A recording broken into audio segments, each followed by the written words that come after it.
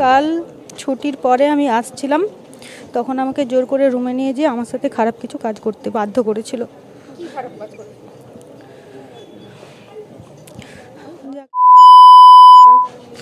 কে করেছিল? জাহির আব্বাস খান। এর আগেও কি একাধিকবার এরকম ঘটনা ঘটেছিল? আমাকে জোর করেছিল, কিন্তু আমি রাজি হইনি। কিন্তু কালকে আমাকে এমনই জোর করেছিল যে বাধ্য হয়েছি। না, কেউ ছিল না। কালকে সানডে ছিল, ছুটি ছিল, কেউ ছিল না। এই ঘটনায় অভিযোগ জানিয়েছিলেন কখন? না, জানাতে পারিনি। কি কারণে? কাল বাড়ি চলে গেছিলাম, আজ ছুটি ছিল, তাই জানাতে পারিনি। হ্যাঁ, টর্চারিং করবে এই ভয়েই। এর আগেও কি আপনার সাথে এই ঘটনা ঘটেছিল? জোর করেছিল, কিন্তু এইগুলো হয়নি। চেষ্টা করতো জোর করার, কিন্তু কালকে বাধ্য।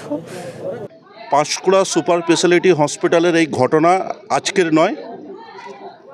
যে দুই বোন অত্যাচারিত হয়েছে যার দ্বারা, সেই জহির বাবু নিজেকে ওখানকার তৃণমূলের স্বঘোষিত নেতা এবং তৃণমূলের আশীর্বাদপ্রাপ্ত নেতা মনে করে। উনি পিতপুর সুপার স্পেশালিটি হসপিটালে বিগত 10 বছর ধরে নানা রকম অবৈধ কাজের সঙ্গে যুক্ত আছে এবং তার সঙ্গে সঙ্গে যত রকম অবৈধ কাজ ছাড়াও যত রকম অবৈধ টেন্ডার সহ ওষুধের 2 নম্বরি কারবার সহ যত রকম কাজ আছে সবে উনি জড়িত।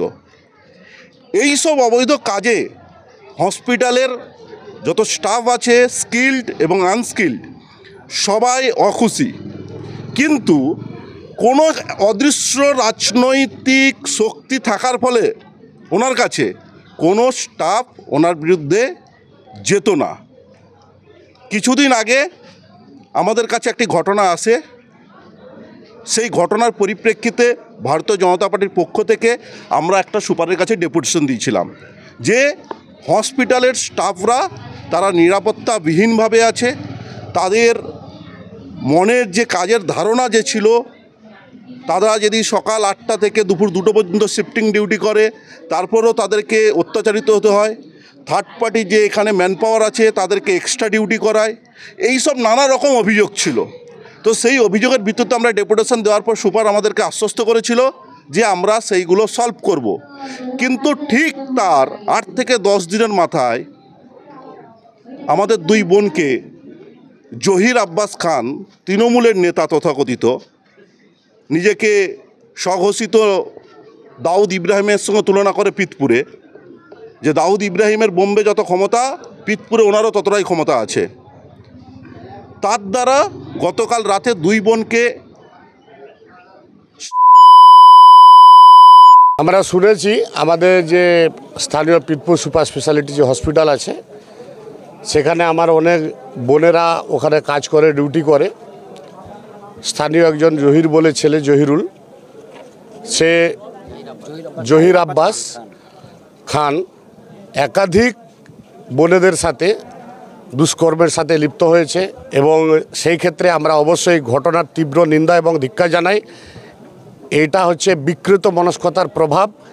আমরা চাই দোষী ব্যক্তির উপযুক্ত শাস্তি এবং সেই শাস্তিটা চরম থেকে চরমতর জায়গাতে। কারণ বাড়ির মেয়েরা কাজের জায়গাতে যাবে, আর সেখানে আমাদের আজকে এই সভ্য সমাজে বারে বারে এই ধরনের ঘটনা করবে, যেখানে দৈহিক এবং মানসিকভাবে ভেঙে পড়বে। এই কলুষিত সমাজ যারা করে তাদের মধ্যে অন্যতম জহির আব্বাস খান বলে আমি মনে করি। ফলো করুন সংবাদ প্রতিদিন ডিজিটাল।